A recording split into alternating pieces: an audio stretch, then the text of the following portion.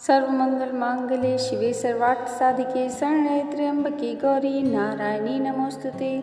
जय माता दी दोस्तों, स्वागत है आपका हमारी YouTube चैनल अभव्या वर्ल्ड में। आज की इस वीडियो में हम दुर्गा सप्तशी के 11वें, 12वें और 13वें अध्याय को सुनेंगे।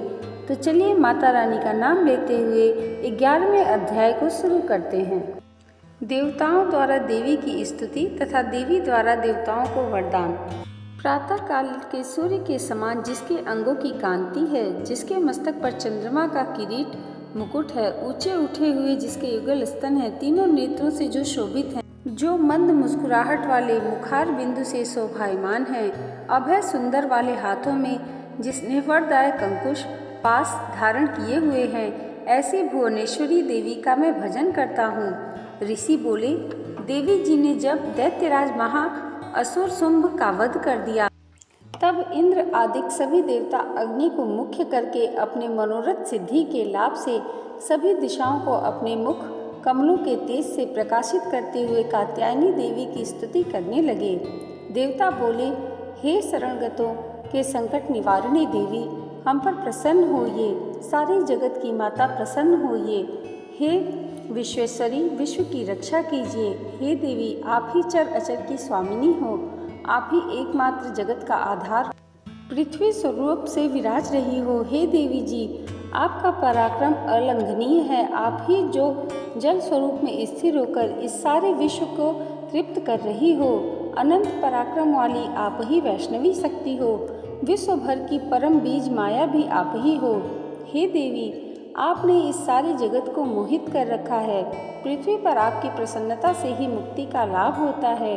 हे देवी जी, विद्याएं आपका भेद हैं। जगत भर की स्त्री सब आपकी ही मूर्तियां हैं। हे जगदम्बे, आप अकेले ने सारे जगत को व्याप्त किया हुआ है।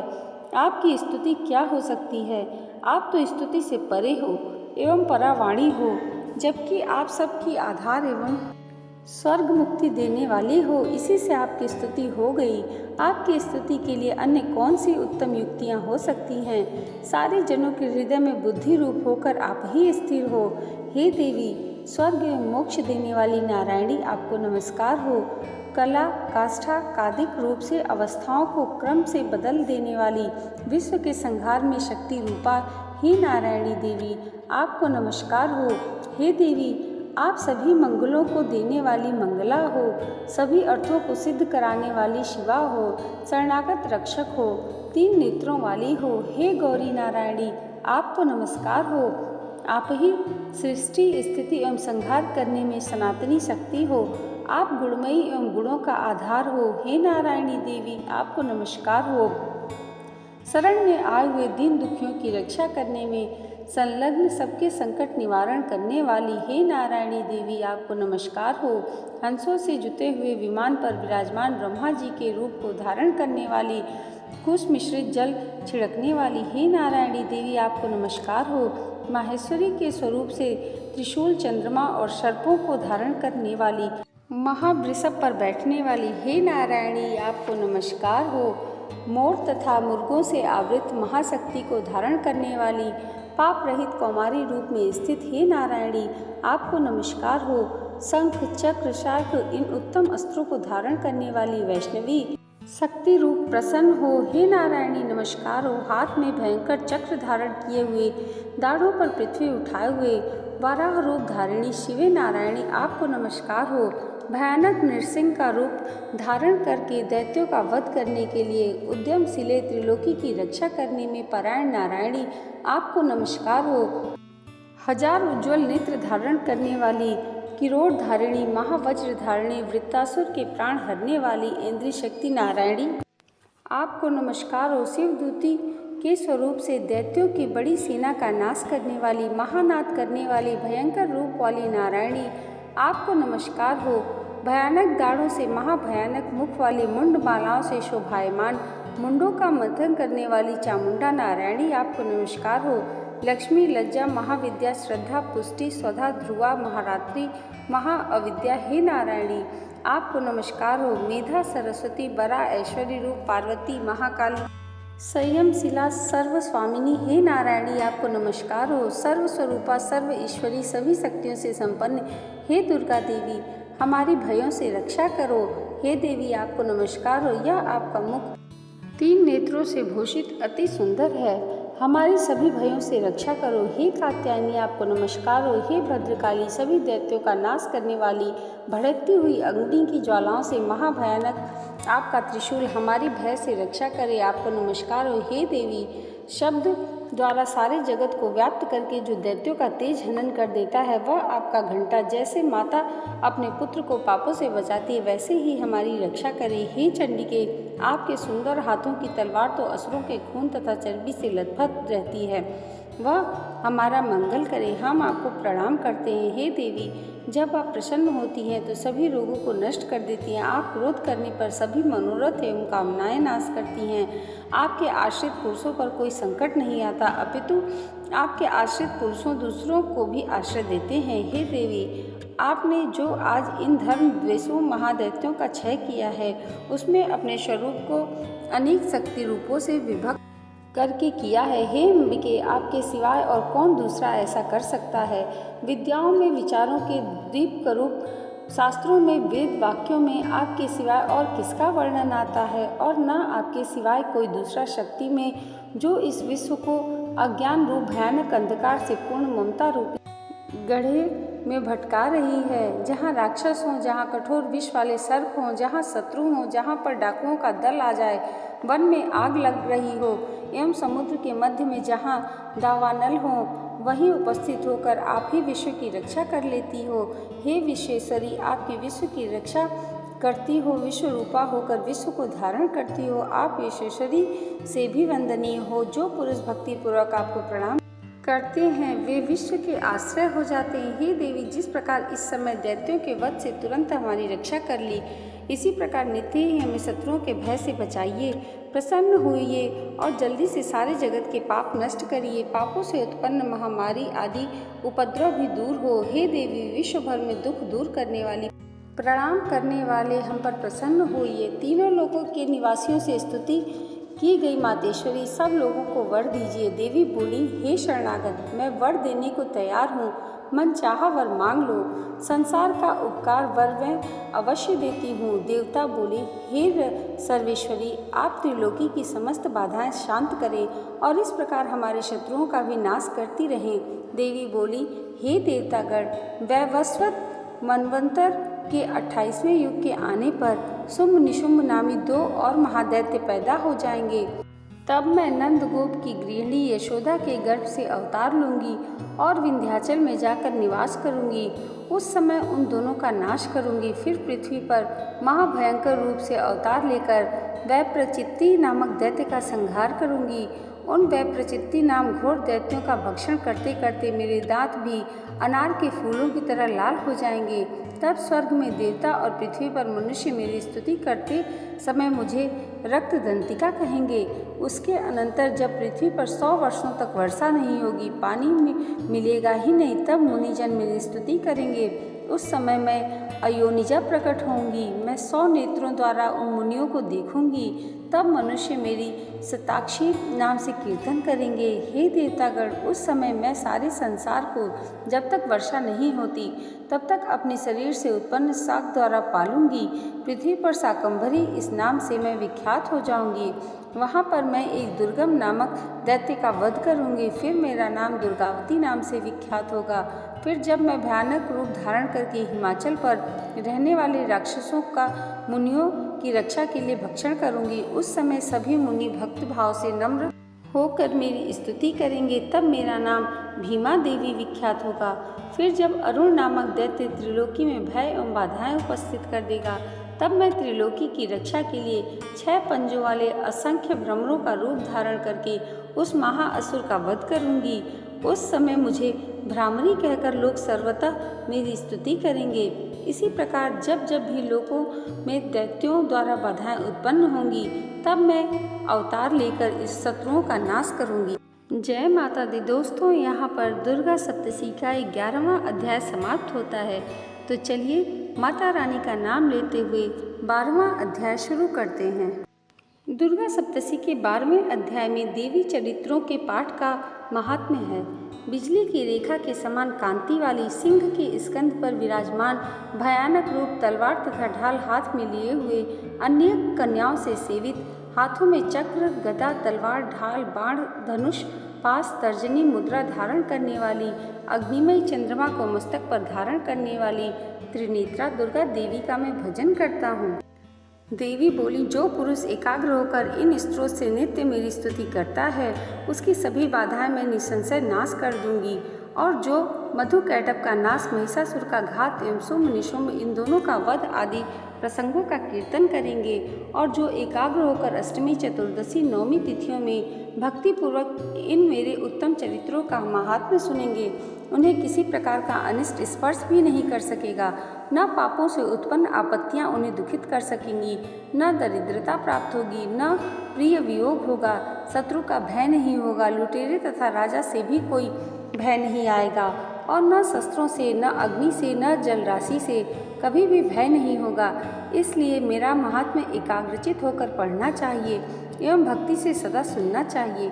मेरा चरित्र परम मंगलदायक है। महामारी से उत्पन्न सभी उपद्रवों को तथा तीनों तापों को मेरा महात्म्य शांत कर देता है। जिस मंदिर में नित्य ही मेरा यह महात्म्य पढ़ा जा रहा हो, उस स्थान का मैं कभी त्याग नहीं करती। वहाँ मेरी सन्निधान रहता है। बलिदान, पूजा, अग्निहोत्र एवं महोत्सव में इस मेरे सारे चरित्र का पाठ करें और श्रवण करें। इस प्रकार से विधि जानकर अथवा बिना जाने बलि, पूजा, हवन आदि जो कुछ भी करेगा उसे मैं प्रीतिपूर्वक ग्रहण कर लेती हूँ। शरद काल में मेरी वार्षिक महापूजा की जाती है। उस अवसर पर जो मेरे इस महात्म्य को भक्ति के साथ सुनेगा उसकी सभी बाधाएं निवृत्त हो जाएंगी और वह धन, धान्य, पुत्रादि से संयुक्त हो जाएगा। मेरी उस पर कृपा होगी, उसमें संशय नहीं है। मेरे इस महात्म्य को, मेरी उत्पत्ति की पवित्र कथाओं को एवं युद्ध में मेरे पराक्रम को जो पुरुष सुनेगा वह सर्वथा निर्भय हो जाएगा। मेरा महात्म्य सुनने वाले पुरुषों के शत्रु नष्ट हो जाते हैं, कल्याण प्राप्त होता है और कुल आनंदित रहता है। सभी शांति कर्मों में बुरे स्वप्न देखने पर, ग्रहों के दारुण पीड़ा होने पर मेरा महात्म्य श्रवण करें, उसके सभी उपद्रव शांत हो जाते हैं, ग्रहों की दारुण पीड़ाएं निवृत्त हो जाती हैं। मनुष्य से देखा हुआ बुरा स्वप्न में सुख स्वप्न हो जाता है। बाल ग्रहों द्वारा पीड़ित बालकों के लिए यह महात्म्य शांतिदायक है। मनुष्यों में फूट हो जाने पर यह महात्म्य मित्रता कराने में परम उत्तम है। सभी दुराचारियों के बल को भली भांति नाश कर देता है। पढ़ने से ही राक्षस, भूत, पिशाच आदि का नाश हो जाता है और मेरा यह सारा महात्म्य मेरी सन्निधि प्राप्त करा देता है। पशु, अर्घ्य, धूप, गंध तथा उत्तम दीपों द्वारा मेरे पूजन से, ब्राह्मणों को भोजन कराने से, होम से, प्रतिदिन के अभिषेक से तथा और भी अनेक प्रकार के भोग के दान से वर्ष भर जो यह सब मेरे अर्पण करके आराधना करते हैं, इससे जो मुझे प्रसन्नता होती है वही प्रसन्नता मेरे इस महात्म्य के एक बार सुनने से हो जाती है। इसे सुनते ही सभी पाप नष्ट हो जाते हैं, फिर आरोग्य प्राप्त हो जाता है। मेरी उत्पत्तियों का कीर्तन तो सभी भूतों से रक्षा करता है। युद्धों में वर्णित मेरा जो चरित्र दुष्ट दैत्यों का नाश करने वाला है, उसके श्रवण करने पर पुरुषों को वैरियों से किसी प्रकार का भय नहीं रहता। हे देवतागण, तुम लोगों ने जो मेरी स्तुति की है, मैं ब्रह्मर्षियों ने जो की और ब्रह्मा जी ने जो की है, वे ही सभी मंगलमयी बुद्धि देती है। वन में शून्य स्थान पर अथवा वन की अग्नि में घिर जाने पर, शून्य स्थान में डाकुओं से घिर जाने पर, शत्रुओं द्वारा पकड़े जाने अथवा वन में शेर, चीता एवं हाथियों के पीछा करने पर क्रोध में आकर राजा ने वध की आज्ञा दे दी हो, या कैद में पड़ गया हो, अथवा महासमुद्र में जहाज पर बैठ जाने के बाद भारी तूफान आ जाए, उससे जहाज डगमगाने लगे, ऐसे अवसर पर घोर संग्राम में शस्त्रों का प्रहार होने लग जाए, सब प्रकार की बाधा पड़ रही हो, किसी पीड़ा से आकुल हो, इस प्रकार की सभी घोर विपत्तियों से इस मेरे चरित्र का स्मरण करने वाला पुरुष छूट जाता है। मेरे प्रभाव से शेर आदि हिंसक, डाकू तथा शत्रु मेरे चरित्र के स्मरण करने वाले पुरुष से सभी दूर भाग जाते हैं। ऋषि बोले, इतना कहकर भयंकर पराक्रम वाली भगवती चंडिका सभी देवताओं के देखते देखते वहां से अंतर्ध्यान हो गईं। ये सभी देवता जिनके शत्रु नष्ट हो चुके थे, निर्भय होकर पहले के समान अपने अपने अधिकार प्राप्त करके यज्ञ भागों के भोक्ता हुए। बाकी दैत्यों का हाल सुनिए। जब देव शत्रु शुंभ निशुंभ युद्ध में मारा गया तो शुंभ जगत के विध्वंस पर तुला हुआ था। अतुल पराक्रमी भयंकर दैत्य था। उसके मारे जाने पर और फिर महापराक्रमी निशुंभ के मारे जाने पर बाकी के बचे कुछ दैत्य पाताल में भाग गए। हे राजन, इस प्रकार भगवती जगदम्बा का नृत्य सर्वरूपा देवी पुनः प्रकट होकर जगत की रक्षा किया करती हैं। यह देवी विश्व का मोहन करती हैं, वही जगत को पैदा करती हैं, अपने आगे प्रार्थना करने पर संतुष्ट हो जाती हैं और विज्ञान एवं रिद्धि प्रदान करती हैं। हे राजन, उसी ने ही सारे ब्रह्मांड को व्याप्त कर रखा है। महाप्रलय काल में महामारी के स्वरूप से यही देवी ब्रह्मांड भर में व्याप्त हो जाता है। वही समय समय में महामारी हो जाती है। अजन्मा होते हुए भी वह सृष्टि रूप हो जाती है। वही सनातनी देवी समय पर प्राणियों की स्थिति किया करती हैं। मनुष्यों की उन्नति देवी में वही घर में बुद्धिदायिनी लक्ष्मी रूपा हो जाती हैं। फिर अभाव के समय विनाश के लिए दरिद्रता भी बन जाती हैं। पुष्प, धूप, गंध आदि सामग्रियों से पूजा तथा स्तुति करने पर यही देवी धन, पुत्र, धर्म में मति, शुभ गति आदि प्रदान करती हैं। दोस्तों, इसके साथ ही दुर्गा सप्तशी का 12वां अध्याय संपन्न होता है। माता रानी का नाम लेते हुए चलिए दुर्गा सप्तशी का 13वां अध्याय शुरू करते हैं। प्रातःकालीन सूर्य के समान प्रकाश वाली 3 नेत्र तथा 4 भुजाओं वाली, अपने हाथों में पास, अंकुश, वर तथा अभय मुद्राओं को धारण करने वाली शिवा देवी का भजन करता हूँ। ऋषि बोले, हे राजन, इस प्रकार मैंने देवी जी का उत्तम महात्म्य तुम्हें कह सुनाया। जिसने इस जगत को धारण कर रखा है, वह देवी इस प्रकार से प्रभाव डालती हैं, वही विद्या उत्पन्न करती हैं। उसी भगवान विष्णु की माया ने ही राजन तुमको, इस वैश्य को तथा और भी विवेकवान जनों को मोहित कर दिया है। यह पहले भी मोहित थे, फिर आगे भी मोहित होंगे, इस प्रकार दूसरे भी मोहित होंगे। इसलिए हे महाराज, तुम उस परमेश्वरी की शरण में जाओ, क्योंकि वही देवी इस प्रकार आराधित होकर मनुष्यों को भोग, स्वर्ग एवं मोक्षादि प्रदान किया करती हैं। मार्कंडेय जी बोले, इस प्रकार ऋषि के वचन सुन उस राजा सुरथ ने प्रशस्य व्रतों का पालन करने वाले महाभाग मेधा महर्षि जी को प्रणाम किया। वह राजा ममतादायक राज्य के छिन जाने पर बहुत ही खिन्न हो चुका था। वह तुरंत ही तप करने के लिए चला गया। हे महामुनि, वह वैश्य भी तप करने चला गया।